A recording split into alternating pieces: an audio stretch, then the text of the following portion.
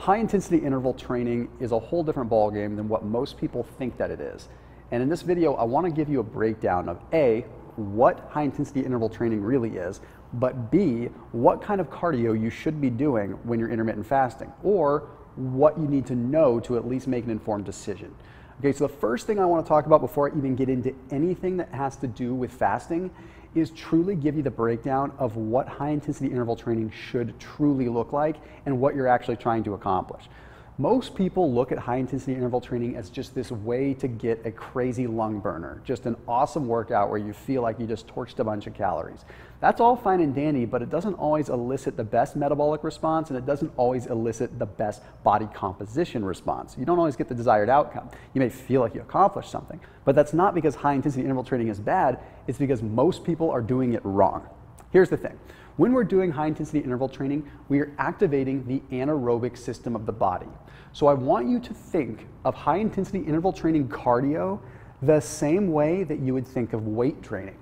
Weight training operates with the same metabolic business in your body that high intensity interval training does. It's utilizing carbohydrates as a source of fuel. Okay, so what that means is you're in that rep range of maybe 6 reps all the way up to 15 reps in the weight room. Well, it's the same kind of thing that you're burning when you're doing a high intensity interval training workout. So let me give you an example of what most people think HIIT looks like. Most people will go ahead and they'll do like 1 minute of high intensity exercise and then 1 minute off. Then they'll go back and they'll do 1 minute on and 1 minute off.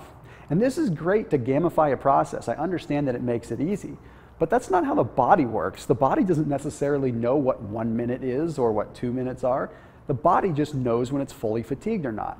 The whole idea with high intensity interval training is you need to 100% be pushing it to the max and then recovering for however long it takes, whether it's 30 seconds, 1 minute, 2 minutes, to be able to be fully recovered to give it 100% again.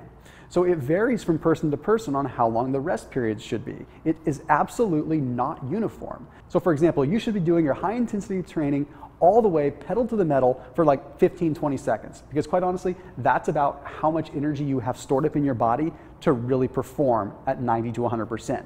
If you're going longer than 20 or 25 seconds, then you're not pushing it at 90 or 100%. Plain and simple, period. You should be going all the way, then recovering as much as you possibly need to be able to afford to push it 100% again.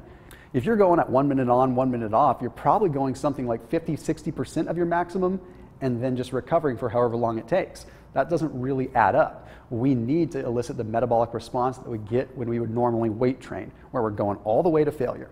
Okay, so now let's talk about how this applies with fasting. When you are in a fasted state, your body is not utilizing carbohydrates as a source of fuel. When you are fasted, your body is using ketones. It's using fat. It turns fats into ketones.